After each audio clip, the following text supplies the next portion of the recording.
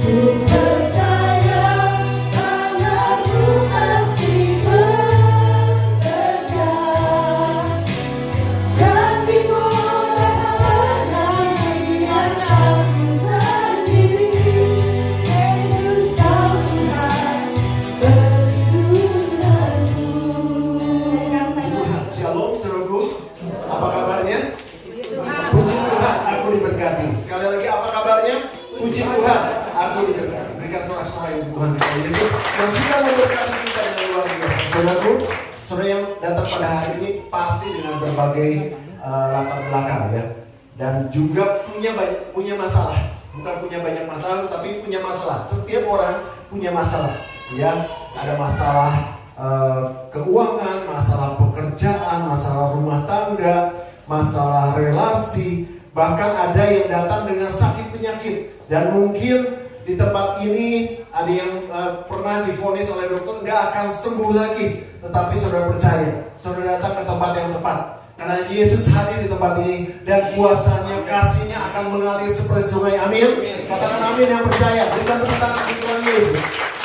Saudaraku, ketika saudara mendengarkan firman Tuhan, responnya dengan baik ya. Jadi saya minta saudara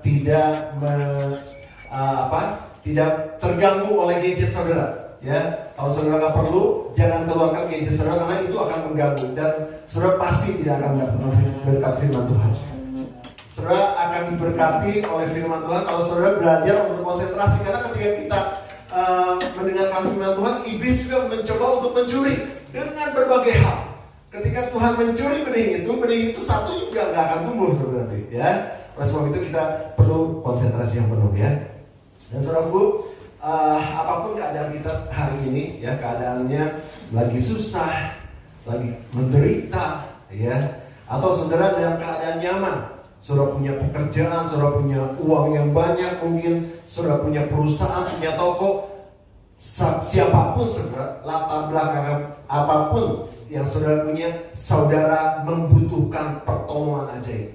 Miraculous help. Ya, pertolongan ajaib itu judul firman Tuhan kita pada hari ini. Jadi pertolongan ajaib itu adalah pertolongan yang saudara dapatkan secara supranatural. Artinya tidak semata-mata bisa dikerjakan oleh manusia. Ya, bisa melalui manusia pertolongan itu terjadi, tapi tidak semata-mata dikerjakan oleh manusia. Pertolongan ajaib itu datangnya dari Tuhan. Ya, puji Tuhan. Ya, Daud pada waktu di masa-masa yang lalu, Daud itu bisa mengalahkan raksasa yang begitu besar namanya Goliat. Itu karena pertolongan Tuhan yang ajaib. Ya, Daniel masuk ke lubang singa, yang singanya pada lapar semua dan dibungkam mulutnya, itu karena pertolongan Tuhan, bukan karena hebatnya Daniel. Ya, Sadrak, Mesakh, dan Abednego masuk ke dalam dapur api yang sudah dipanaskan 7 kali lipat panas. Konon katanya orang yang membawa Sadrak, Mesakh, dan Abednego ke dapur api itu juga mati. Tetapi mereka berjalan-jalan di dapur api itu. Dan itu juga karena pertolongan Tuhan yang ajaib. Ya, dan Tuhan yang sudah menolong Daud, Tuhan yang sudah menolong Daniel, Tuhan yang sudah menolong Sadrak, Mesakh, dan Abednego adalah Tuhan yang sama yang akan menolong kita semua. Amin, saudaraku. Tuhan yang sama yang akan memberikan kita pertolongan yang ajaib. Sama-sama katakan amin. Sekali lagi berikan tepuk tangan yang mulia untuk Tuhan. Saudaraku, seringkali pertanyaannya, kok pertolongan ajaib itu nggak kunjung datang sama hidup saya? Ya, nah kita akan belajar dari seorang yang bernama Daud. Siapa saudaraku? Daud. Ya, kita akan baca dalam Mazmur 121 ayat 1 sampai 8. Nanti kita akan baca ayat per ayat. Nanti di situ ada pewahyuan Tuhan, ya. Nah, bagaimana pertolongan ajaib itu kita akan alami? Yang pertama adalah tidak mengandalkan kekuatan manusia. Apa saudaraku? Tidak mengandalkan kekuatan manusia. Kita baca Mazmur 121 ayat yang pertama.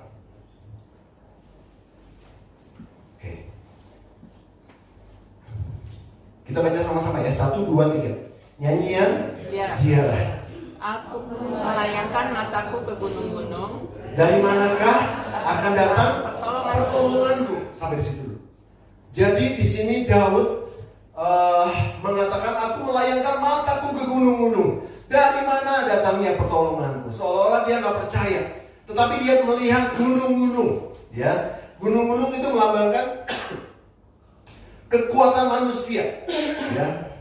Gunung-gunung itu melambangkan kehebatan seorang manusia, melambangkan kehebatan-kehebatan yang ada di sekeliling Daud. Ada kekayaan, pengetahuan, skill, relasi. Daud punya semua itu, tetapi Daud dia punya akses ke kerajaan, dia punya kekayaan yang melimpah, dia punya kemampuan yang luar biasa. Tapi Daud tidak mengandalkan kekuatannya.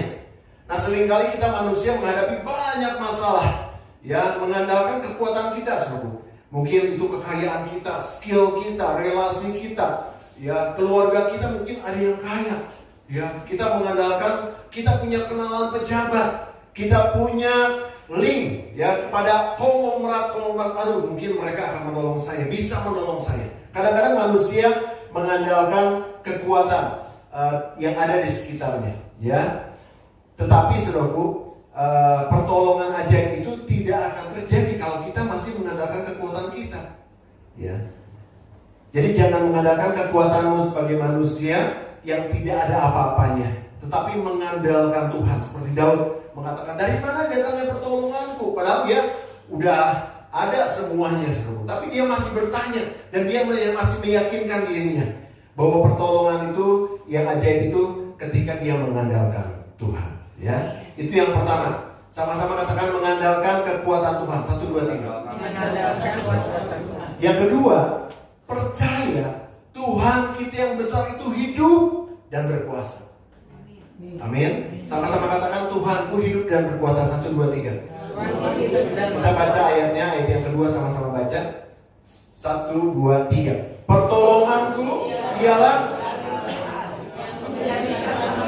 Iya, sampai di situ. Jadi di sini Daud meyakinkan dirinya bahwa pertolongan yang akan datang itu bukan dari kekuatannya, bukan dari relasinya, bukan dari kehebatannya, bukan dari keluarganya yang sangat kaya, tidak, saudara. Atau dari abdi-abdi dalam, ya, nasihat-nasihat yang begitu berharga, saudara. Atau dari pengalaman Daud. Tetapi di sini Daud meyakinkan bahwa pertolongan aku itu dari Tuhan yang hidup, yang berkuasa, yang menjadikan langit dan bumi ini. Ya, berapa banyak dari kita yang seringkali nggak percaya, ya, ketika kita menghadapi masalah yang besar. Iya, itu kan kata Daud.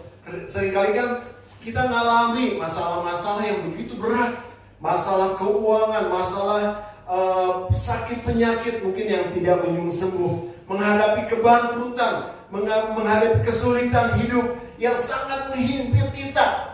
Ingat, Bapak Ibu Saudara, bahwa ketika kita percaya kita masih punya Tuhan yang besar, yang hidup dan berkuasa, yang menjadikan langit dan bumi ini, yang akan menolong hidup kita dengan pertolongan yang ajaib. Amin. Haleluya. Ya.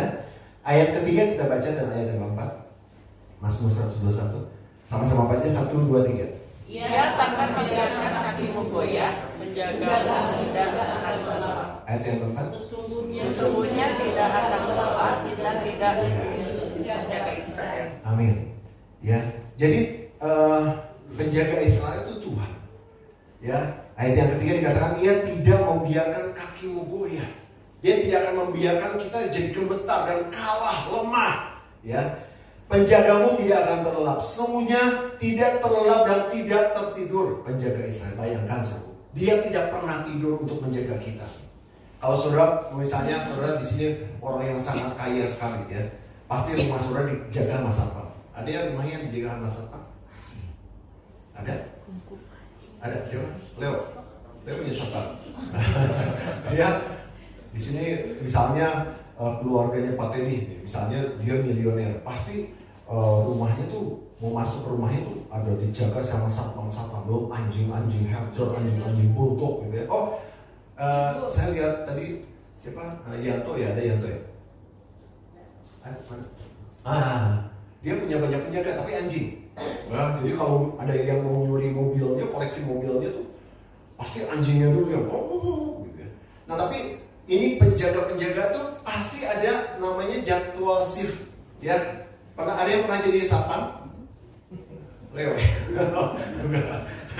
Pernah jadi satpam? Nah, itu ada shiftnya. Shift 1, shift 2, shift 3. Karena itu rumah harus dijaga 24 jam. Tapi nggak mungkin satu orang yang menjaga. Tetapi Tuhan hebatnya luar biasa. Dia menjaga kita setiap umatnya, ya, tidak pernah tertidur. Itu Tuhan sendiri yang katakan, ya. Sedetik pun Tuhan tidak tertidur. Dia tidak akan meninggalkan saudara. Kadang-kadang kita merasa sendiri, ya. percaya, firman Tuhan mengingatkan kepada kita pada hari ini bahwa Tuhan tidak pernah tertidur. Dia selalu menjaga kita, selalu menaungi kita. Jadi harus percaya akan penyertaan Tuhan, bahwa Dia Tuhan yang akan menolong hidup kita, Tuhan yang besar, hidup dan berkuasa, yang menjadikan langit dan bumi ini. Amin, saudaraku. Sama-sama katakan, Tuhanku besar, Tuhanku hidup, Tuhanku berkuasa, yang akan menolongku. Berikan tepuk tangan yang bermeriah ya. Yang pertama tadi apa, saudaraku? Ingat ya? Tidak mengandalkan kekuatan diri kita sendiri, tapi andalkan kekuatan Tuhan. Itu yang akan membuat kita ditolong oleh Tuhan. Yang kedua tadi, percaya Tuhan itu besar, hidup dan berkuasa. Kita harus percaya, saudara. Kita punya Tuhan yang ada, hidup dan berkuasa.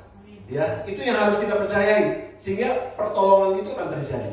Ya, jangan sampai kita kayaknya kata orang kali ya, atau lihat di gambar-gambar kok Tuhannya nggak hidup. Memang kalau di gambar nggak hidup, saudara. Tetapi percaya Dia hidup, berkuasa, menjaga saudara 24 jam, tidak pernah tertidur, dan memberikan naungan yang luar biasa. Ya.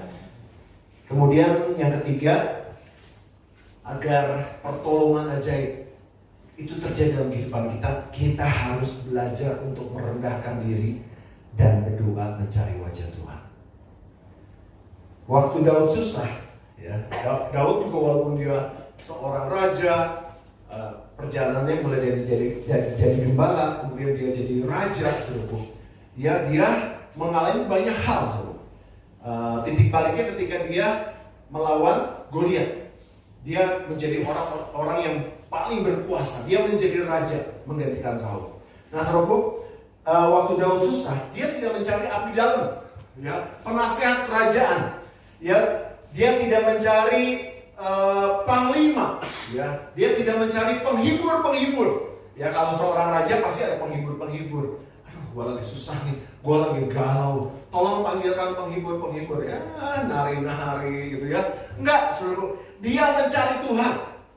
Ya, ini bukan penafsiran, tetapi Alkitab katakan, kita baca di dalam Mazmur 77 ayat 3, ya. Makanya kita belajar dari Daud yang selalu mendapatkan pertolongan ajaib daripada Tuhan. Walaupun dia seorang yang hebat, luar biasa, punya segala-galanya, ketika dia galau, ketika dia susah, dia mencari Tuhan. Mazmur 77 ayat 3. Sama-sama baca. 1, 2, 3. Pada hari kesusahanku, aku mencari Tuhan. Malam-malam tanganku terulur dan tidak menjadi lesu. Jiwaku enggan dihiburkan. Ya, di sini Daud lagi galau, susah. Ya, dia perlu penghiburan, lagi gelisah, banyak masalah yang membuat penat pikirannya. Saudara pernah penat pikiran, riut gitu ya bahasa Jerman ya. Pernah mikirin sekolah anak, mikirin pekerjaan misalnya, atau kalau yang masih muda mikirin pergaulan dan sebagainya lah ya. Kalau yang udah berkeluarga pasti mikirin cian. Ya, ini cian carinya gimana lagi nih? Sedangkan banyak yang perlu dibiayain, betul nggak? Ya. Terus saudara pikiran jadi penat. Itu sering dialami oleh banyak orang. Ya, makanya contoh ini luar biasa, saudara. Dan Daud lagi galau, lagi susah, lagi resah dan gelisah. Saudara pernah merasakan resah dan gelisah? Resah dan gelisah menunggu di sini. Tapi bukan soal cinta ini, saudara ya. Resah dan gelisah itu gara-gara soal uang, gara-gara soal tagihan, gara-gara soal setoran, ya. Itu kadang-kadang membuat, udah di ujung tanduk nih, ya. Saudaraku, ini yang dialami Daud. Tetapi dia mencari Tuhan. Justru ketika dia dalam keadaan masalah yang berat, dia cari Tuhan dan Tuhan menjawab, saudaraku. Ini luar biasanya, saudaraku. Pengalaman Daud ya. Tuhan menjawab ketika saudara dalam keadaan seperti itu, saudaraku. Ya, doa, cuman gimana penyelesaiannya? Justru penyelesaiannya ketika kita berdoa. Justru penyelesaiannya ketika kita cari Tuhan. Ada pertolongan ajaib, saudaraku. Kita baca ayatnya. Ayat pendukungnya di dalam Mazmur 65 ayat 5. Baca sama-sama. 1, 2, 3. Berbahagialah mendekat untuk diam di pelataranmu. Kiranya kami menjadi kenyang dengan segala yang baik di rumahmu, di baitmu yang kudus. Mazmur 65 ayat 5. Ya. Oh, saya salah mencatat. Ya. Seharusnya mendekat. Ya, seharusnya bunyinya gini. Nanti saya cari lagi ya. Mungkin nanti saya kasih ke yang Maya yang suka notulen ini ya, khotbah ya. Kata-kata ini, dia menjawab doa dengan perbuatan Tuhan yang dahsyat dan dengan keadilan. Tuhan itu menjawab doa dengan perbuatan yang dahsyat dan keadilan. Jadi ketika kita berdoa, Tuhan menjawab kita dengan perbuatan Tuhan yang dahsyat. Itu pertolongan yang ajaib dikatakan. Ya, jadi pertolongan ajaib itu ketika kita udah gak bisa apa-apa lagi, ketika kita nyerah, datang sama Tuhan, jangan putus asa. Kemarin khotbah di youth ya, ditanya siapa yang putus asa? Ada juga yang putus asa ya. Jangan putus asa, datang kepada Tuhan, itu solusi terbaik. Apapun yang saudara sedang hadapi, masalah apapun, masalah rumah tangga, masalah keuangan, kesehatan, masalah relasi, datang sama Tuhan dan itu solusinya. Dan Dia akan memberikan jawaban yang jawaban dengan perbuatan Tuhan yang ajaib dan dengan keadilan. Itu nyata. Kita harus alami itu. Ya, datang kepada Tuhan. Ya, justru ketika Anda mencari Tuhan, saudara mengalami perjumpaan pribadi dengan Tuhan. Itu poinnya. Itu poinnya. Ya. Yang saya ingin jelaskan di dalam poin ketiga ini adalah ketika saudara mencari Tuhan, ada perjumpaan pribadi dengan Tuhan. Ya. Dan saat itulah pertolongan ajaib akan terjadi. Ya, kalau biasanya orang kan gini, kalau dia punya masalah, dapat masalah yang besar apapun itu masalahnya, dia cari orang. Ya, misalnya yang sakit ya, dia cari dokter yang terbaik. Misalnya saudara kita sakit, kita juga seringkali menyerukan, pakai dokter si A ya, itu lulusan dari luar angkasa, dia hebat. Ya, pakai obat ini ya, obat Cina ini, padahal kita nggak tahu kandungan di dalamnya apa. Pakai obat Cina ini bagus. Seringkali kita dapat solusi seperti itu. Kadang-kadang kita juga nggak kelepasan ngomong kayak gitu. Pakai obat ini dibuat sakit kepala yang bagus. Ya, seringkali gitu. Tapi kita harusnya mencari Tuhan. Solusinya mencari Tuhan terlebih dahulu, bukan mencari dokter, bukan mencari relasi. Saya lagi butuh uang, saya butuh orang yang menolong saya. Saya harus cari dia menjadi konglomerat sekarang. Ya, tetapi cari Tuhan. Ya, justru ketika kita mencari Tuhan, kita mengalami perjumpaan pribadi, dan di saat itulah pertolongan ajaib terjadi. Ya, nah ada beberapa contoh. Nggak usah kita baca, tapi di dalam Matius 9 ya, di situ banyak contoh. Salah satunya adalah perempuan yang sakit pendarahan, udah belasan tahun, dia nggak sembuh-sembuh, dia udah cari tabib A sampai Z, dia nggak sembuh-sembuh, udah belasan tahun nggak berhenti. Bayangkan. Tapi sekali waktu dia mendengar bahwa Yesus akan datang ke kotanya, dan dia dengan tertati-tati mungkin karena dia udah ada darah yang keluar dan tidak berhenti, yang terus menerus selama belasan tahun. Dia katakan Tuhan Yesus katanya akan datang ke kota tersebut, dan dia mencari Tuhan. Dia nggak diam di rumah. Ada satu tindakan, dia mencari Tuhan. Dan akhirnya apa? Ketika dia mencari Tuhan, banyak hal yang mengganggu dia. Ada orang-orang berbondong-bondong, saya nggak bisa ketemu nih. Bahkan ada orang-orang terdekat yang mengatakan, jangan ganggu. Ya, ada beberapa gangguan ketika dia mau sampai kepada Tuhan Yesus. Berapa banyak di antara saudara ketika saudara mau mencari Tuhan, banyak sekali gangguan. Ketika saudara mau datang ibadah, ketika saudara mau datang berdoa untuk mendapatkan solusi dari Tuhan, banyak sekali hal-hal yang mengganggu hidup saudara. Tetapi saudara harus kuatkan iman saudara untuk saudara bisa datang kepada Tuhan. Bukan hanya datang ke gereja, ada masalah, cari Tuhan, bertumpuk lutut di hadapan Tuhan, mencari wajah Tuhan, berdoa menyembah Tuhan. Nah, ketika wanita ini melihat Yesus dari kejauhan, dia udah dengan sekuat tenaga, pasti lemes badannya, karena dia udah belasan tahun keluar perdarahan, ya. Dan dia pasti dengan sekuat tenaga mencari Yesus. Karena dia agak putus asa, dia bilang gini, asal ku jamah saja ujung jubahnya, aku akan sembuh. Dan dia berusaha sekuat tenaga walaupun banyak orang yang tidak menghiraukan dia. Ya, akhirnya dia sampai dekat Yesus dan dia nggak kena Yesus, dia sampai ke ujung jubahnya. Dan ketika dia berjumpa dengan Yesus, mujizat terjadi. Ya. Di Matius 9 juga dikatakan ada orang buta. Ya, 2 orang buta. Ketika bertemu dengan Tuhan Yesus, dia bisa melihat. Ada juga orang yang bisu di Matius 9 bukan bisu ya. Orang yang bisu ini juga ketika ketemu Tuhan Yesus bisa berbicara lagi. Yang tuli mendengar ketika berjumpa dengan Tuhan Yesus. Jadi poinnya yang ketiga adalah perjumpaan pribadi dengan Tuhan Yesus. Itu menghasilkan kesembuhan.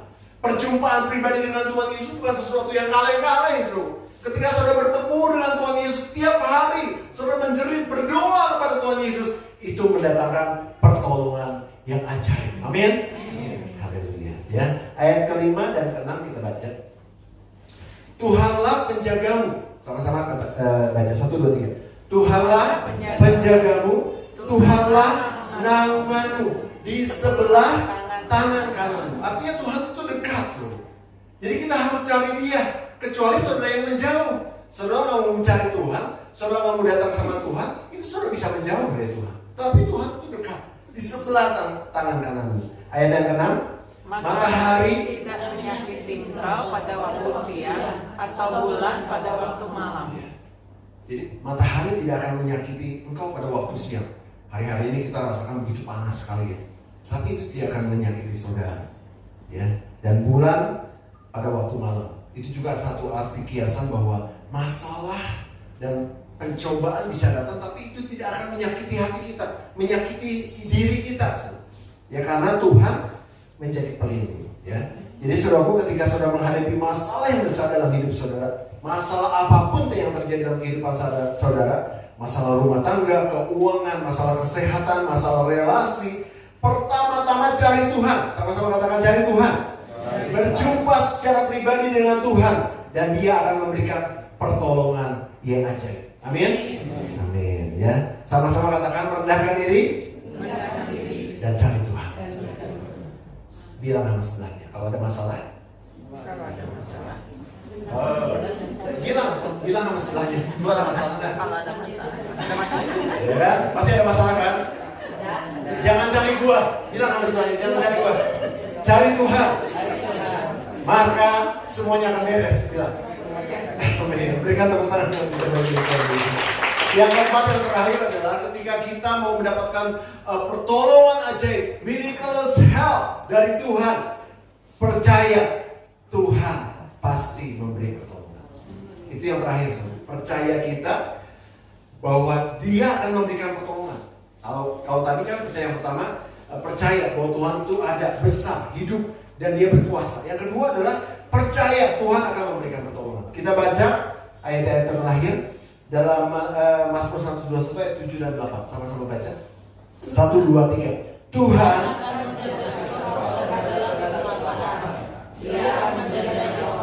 ya. Oke, terus Tuhan akan menjaga keluar masukmu dari sekarang. Katakan amin. Maksudku, Tuhan akan menjaga kita dari segala macam kecelakaan. Jadi sekali lagi ya, saya sering katakan di mimbar ini bahwa Tuhan tuh merancangkan sesuatu yang baik buat kita. Tidak pernah merancangkan yang jahat, tidak pernah merancangkan yang tidak baik, apalagi kecelakaan, saudara. Tidak pernah. Tuhan akan, bahkan di sini ayat di sini katakan bahwa Tuhan akan menjaga kita dari segala kecelakaan. Kalau saudara misalnya tuh ingat itu orang kan dia suka WL tuh di GBS kapan, kok dia celaka sih? Oh mungkin karena keteledoran dia. Ya, loh, kok mobilnya itu terbakar misalnya kan? Wah, itu karena keteledoran dia. Ya, human error, ya bisa terjadi seperti itu. Tapi Tuhan akan menjaga kita dari segala macam kecelakaan dan akan menjaga nyawamu. Jadi jangan takut, saudara. Tuhan akan selalu ada bersama dengan saudara dan percaya Tuhan akan memberikan pertolongan.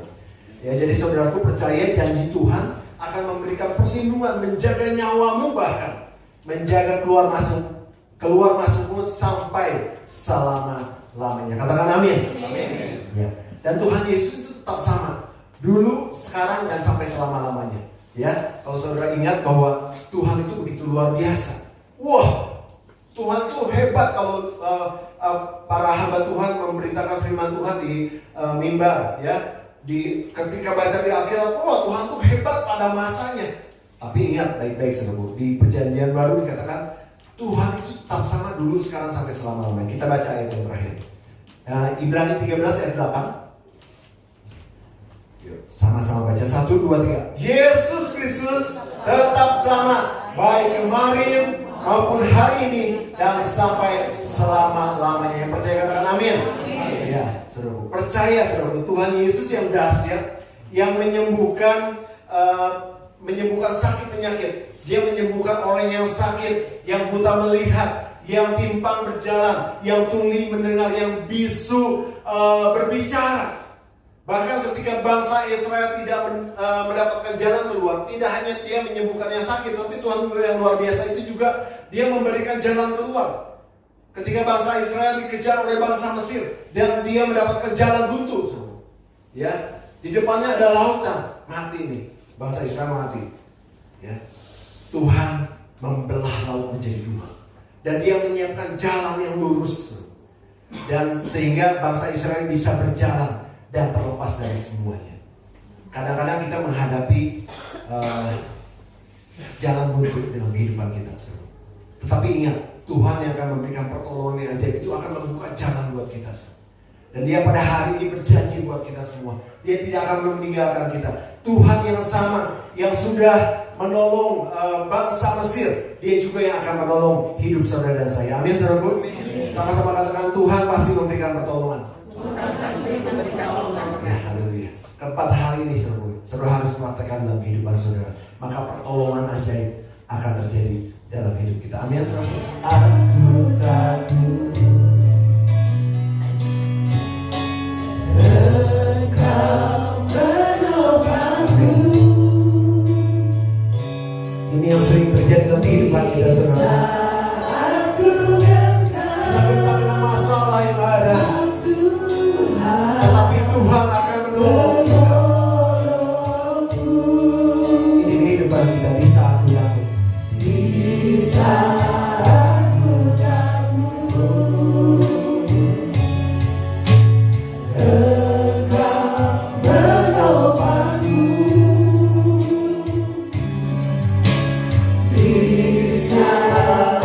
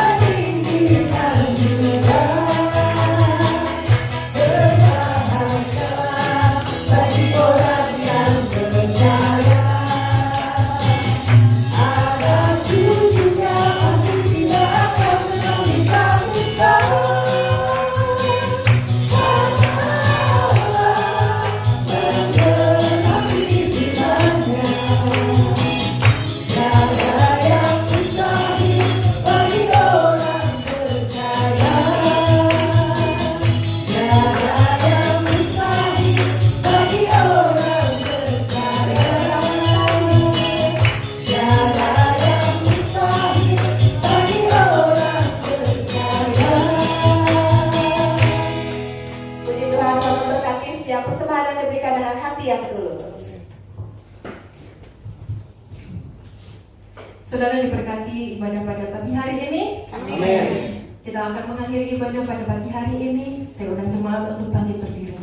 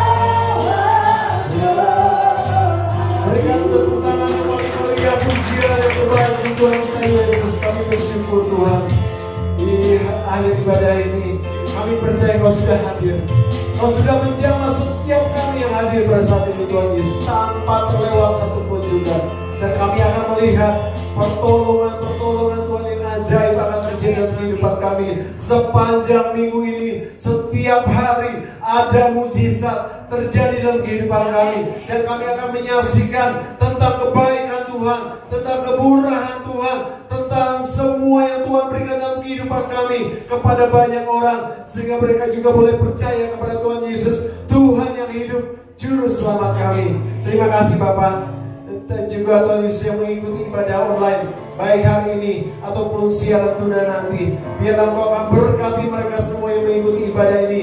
Tuhan Yesus juga yang akan menjamah setiap orang yang mengikuti ibadah online pada hari ini. Sembuhkan yang sakit, berikan kekuatan yang lemah, dan juga Tuhan Yesus berikan pemulihan dalam kehidupan mereka Bapa. Dan sekali waktu yang ikut ibadah online juga boleh ikut ibadah di tempat ini bersama-sama dengan kami. Terima kasih untuk karya Tuhan yang luar biasa. Terima kasih untuk lawat Tuhan yang luar biasa. Terima kasih Bapak. Hari ini adalah hari Minggu yang penuh dengan berkat Tuhan, kebaikan Tuhan terjadi di dalam kehidupan kami. Terima kasih Tuhan Yesus. Terpuji nama Yesus dari kekal sampai kekal. Saudaraku, mari kita angkat tangan, kita siap untuk terima berkat Tuhan. Diberkatilah keluargamu, diberkatilah kesehatanmu, diberkatilah pekerjaan dan hasil kerjamu, dan diberkatilah orang yang mengandalkan Tuhan, yang menaruh harapannya kepada Tuhan. Sekarang saudaraku, terimalah berkat yang besar dari Allah Bapa, cinta kasih yang luar biasa dari Tuhan kita Yesus Kristus, dan persekutuan dengan Roh Kudus menyertai hidup kita mulai pagi hari ini sampai Tuhan Yesus datang kali yang kedua. Tetap angkat tanganmu dan angkat pujian.